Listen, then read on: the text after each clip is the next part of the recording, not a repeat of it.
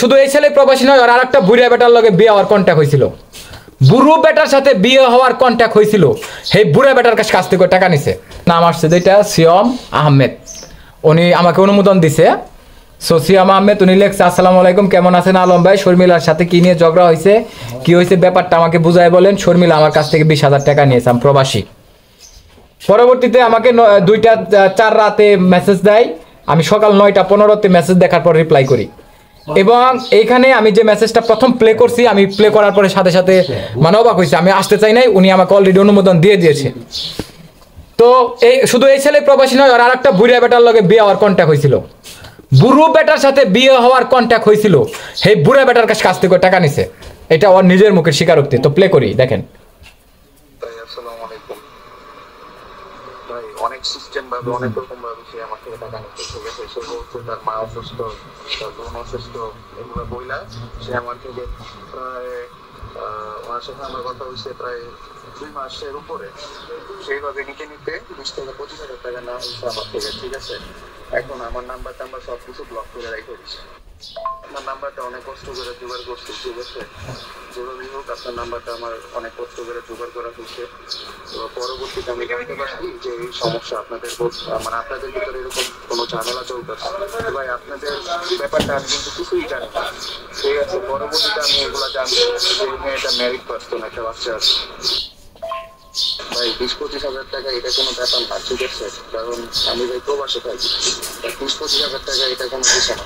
কিন্তু আমার সাথে যে প্রতারণাটা করা হচ্ছে এটা একদমই মানে মিথ্যা অপবাদ দিয়ে টাকা নেওয়া হয়েছে। এটা আমি যা কইছি দেখ কইলাম না, যার বান্ধবীরা মিলে এইভাবে ডেটিং করে, এইভাবে টাকা নেয়, এটা করে দেখছেন। আমি আপনার আল্লাহ যা আছে ভাই চরম সত্য, চুপ করে বইয়াছিলাম। প্রায় 1 বছর আগে আপনার ব্লগ দেখছিলাম। আপনি আগে যে আপনার কি যেন বলে সরকারি চাকরি করতেন, এরকম কিছু একটা ব্লগ দেখছিলাম আর কি। পরবর্তীতে আর ব্লগটা হয় নাই। আর উনি আপনার কি হয় সেটাও আমি জানি না। পরবর্তীতে আমি জানতে পারছি যে আপনার হয়, ঠিক আছে। তো প্রবলেম নাই ভাই, সমস্যা নাই। তো যাই হোক, আপনি যেহেতু ব্লগ করেন অবশ্যই আপনি আমার ছবি দিয়ে, ঠিক আছে, আমার ছবি দিয়ে চিনতে পারবেন। আপনি চাইলে আপনি আমাকে নিয়ে একটা ব্লগ করতে পারেন। তো উনি অনুমোদন দিছে, ওনার ছবি দেখাইছে, আরো আছে। ছবিটা আমি একটু ক্লিয়ার করে দিচ্ছি এখন। ওর চেহারাটা ওই আপনি শর্মিলা ম্যাডাম, কি কম ওনার এখন মসজিদের মুয়াজ্জিন ইমাম সাহেব। আচ্ছা টাইটেল খুঁজা পরে বের করি। এই সেই ছেলে, এই ছেলে ছাড়াও বুড়ো একটা ছেলের সাথে ভাই আপনি যেহেতু অনুমোদন দিচ্ছেন বলি, বুড়ো একটা বেটার লগের বিয়ার কন্ট্যাক্ট হয়েছিল এই অন্তরের সাথে 15 দিনে বিয়ের ডিভোর্সের পর। সো ভাইরাল হওয়ার নেশায় টাকা কামানোর লোভে চোখটা চকচক করতেছে। আমি কইছিলাম না যে 15 থেকে 20 দিনের পর রাস্তায় এসে দাঁড়াইবো, এটা আমি তো ছেলে মানুষ, আমি তো আমার জায়গার থেকে বলছি না, আমি স্টেপ বাই স্টেপ প্রুফ নিয়ে এসে হাজির হবো। এই তার সময় চলে আসছে। ওরে চ্যালেঞ্জ করলাম, এখনো বিয়ে করে যদি 3 মাস সংসার করে বাংলাদেশে দেখাইতে পারে চ্যালেঞ্জ, এবং ওর 3 নাম্বারে স্বামী টেকাইতে পারে কিনা ওর ফ্যামিলি।